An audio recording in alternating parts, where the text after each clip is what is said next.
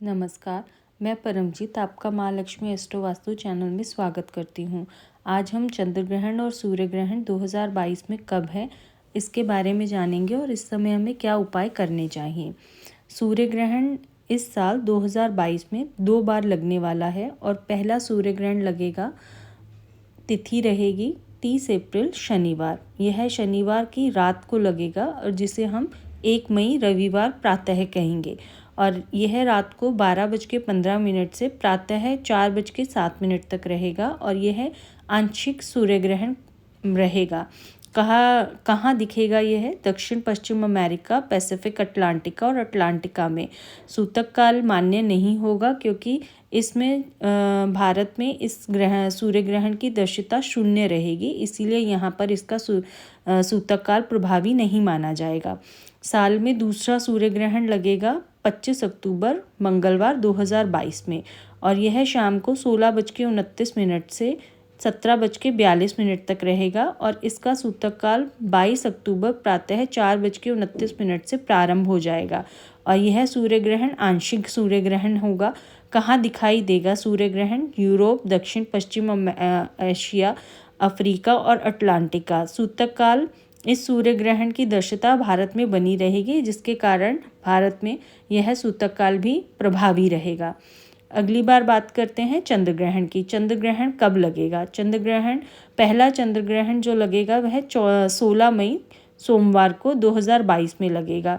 प्रातः 8:59 से लेकर 10:23 तक यह रहेगा और यह ग्रहण पूर्ण चंद्र ग्रहण माना जाएगा और यह कहाँ दिखाई देगा? दक्षिण पश्चिम यूरोप, एशिया, पश्चिम एशिया, अफ्रीका, उत्तर अमेरिका, दक्षिण अमेरिका, पैसिफिक अटलांटिका, हिंद महासागर और भारत के कुछ हिस्सों में भी दिखाई देगा, परंतु यह भारत में मान्य नहीं होगा, ना ही इसका सूतक काल मान्य माना जाएगा।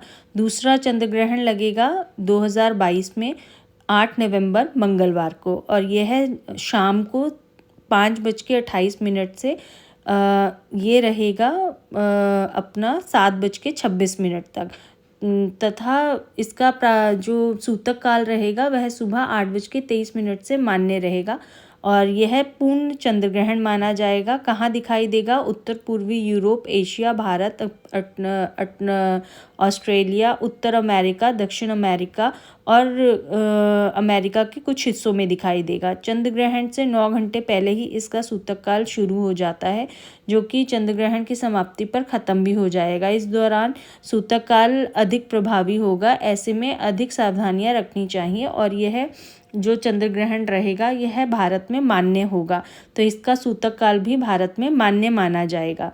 तो चंद्र ग्रहण और सूर्य ग्रहण में जो दूसरे लगेंगे अपने चंद्र ग्रहण जैसे, जो कि 8 नवंबर को लगेगा, यह मान्य रहेगा अभी। अब हम बात करते हैं सूतक काल क्या होता है।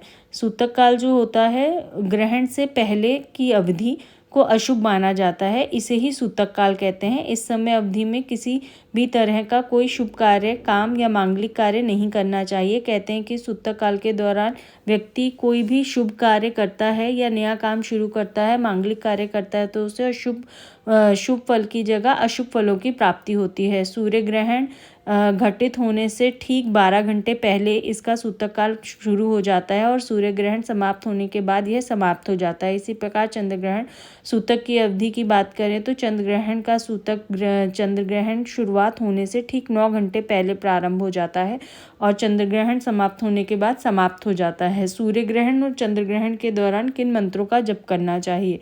सूर्य ग्रहण के दौरान जो मंत्र जप करना चाहिए वो है ओम आदित्याय विद्महे दिवाकराय धीमहि तन्नः सूर्य प्रचोदयात्। और चंद्र ग्रहण के दौरान जो मंत्र जप करना चाहिए ओम क्षीरपुत्राय विद्महे अमृत तत्वाय धीमहि तन्नो चंद्र प्रचोदयात्।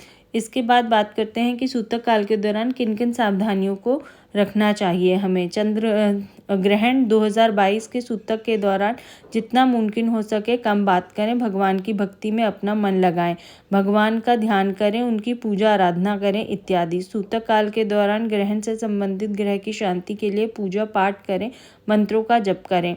सूतक काल के समय जितना मुमकिन हो योग और ध्यान करें। ऐसा करने से आपकी मानसिक शक्ति का विकास होगा और आप खुद को और अपने परिवार को इस ग्रहण के दुष्प्रभावों से बचा सकेंगे। सूतक काल लगने के दौरान मुमकिन हो तो खाना नहीं खाएं। अगर खाना बना लिया है तो उसमें तुलसी के पत्ते डालकर रखें। चंद्र ग्रहण के दौरान चंद्र मंत्रों का जप करें और सूर्य ग्रहण के दौरान सूर्य के मंत्रों का परिवार स्पष्ट उच्चारण पूर्वक जप करें सब मिलकर। इस दौरान की जानकारी व पूजा, इस दौरान की जाने वाली पूजा में मिट्टी के दियों का इस्तेमाल करना चाहिए। सूतक काल समाप्त हो जाने पर घर को साफ, दोबारा पूजा घर को साफ करें और फिर स्नान करें और फिर पूजा घर भी साफ करें। ग्रहण समाप्त होने के बाद घर और पूजा गृह पर गंगा जल छिड़कें और घर को शुद्ध करें।